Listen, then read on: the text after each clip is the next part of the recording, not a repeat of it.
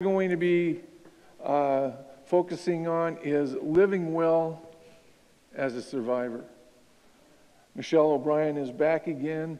This again is the things that she's got her passion and the most experience with. And she and I are going to have a dialogue because, like many of you, I'm a survivor as well. So there's a give and take that we'll have this afternoon. But our focus now we heard from Pastor Roger and the dying well aspect of it, but now we got to look at, are you living well? And what does that really mean when you're living well?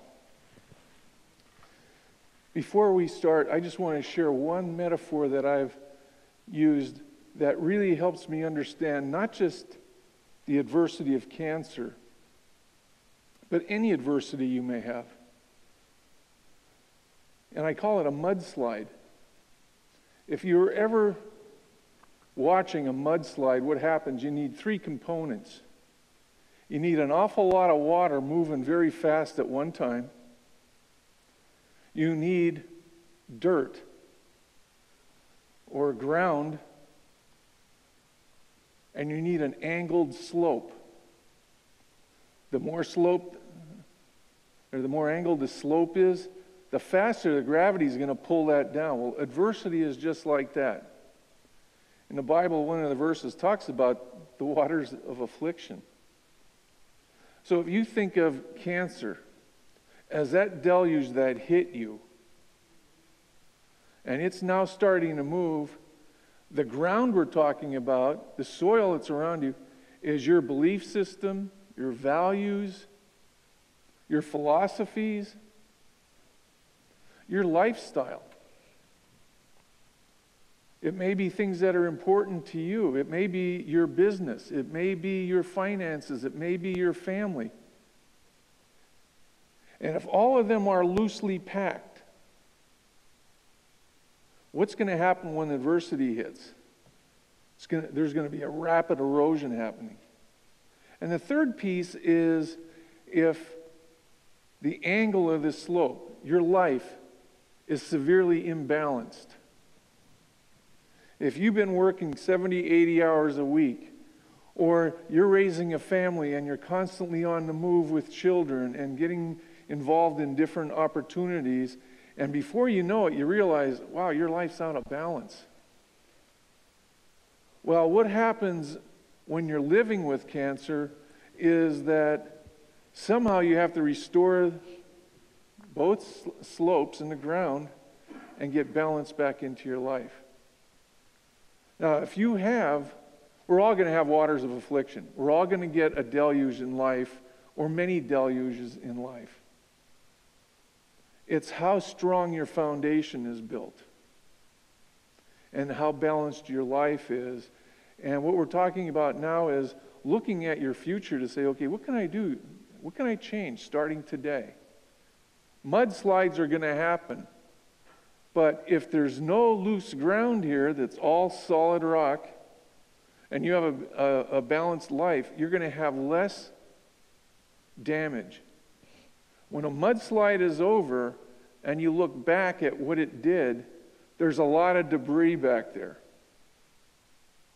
And it could be broken relationships, it could be health. It could be those things you want to go back and say, well, I'm going to pick that out of the muck and start all over again. And you're going, why would I want to do that? That's what caused this rapid mudslide to happen in my life. So as we look at living well, we want to look at the fact that inevitably every one of us is going to run into adversity in life. Some of us are in the midst of it right now. What is the foundation of your soil? How do we balance it? So when you leave today, you can walk away and say, okay, there's a catalyst now in my life. There's something that's causing me a spark and say, here are some things I could work on right now. I didn't have the most severe type of cancer. It was discovered in the 1840s, and there's a high probability, 90%, that if you hit it hard with chemotherapy, there's a 90% probability that you'll knock it out. I know that's not the case with many other types of cancer and the treatments. But the one thing I learned is that, okay, how do you pick yourself up out of the mud, whether you're in a much deeper trench than I am or I was, to move forward? And over the last 100 and some, almost 180 years, all those people that came before me to take care of that illness, whether they were patients, survivors, people that were experimenting, exploring new drugs, new techniques and all that, got me to the point where there was a 90% probability. What I can't stop thinking about is all those who paid the price for me to be standing here today. And what's really kept me moving is, what am I going to do for people in the next 10, 20 years? Well, I'm not anywhere near a medical professional. All I did was experience it. I don't know anything at all about social work. I don't know anything about survivorship or the medical side of it. But I could deal with the non-medical pieces of how we put things together. As Michelle said, in the next, was it 2015?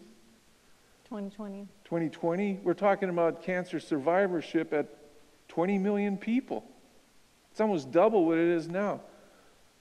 What we do today can help the next generation, or those of us over the next 20 years, to be better prepared. So we can go in multiple angles, and that was the whole idea of our discussions today, is to give you an idea of, okay, I know where I am right now, and now what do I want to do next?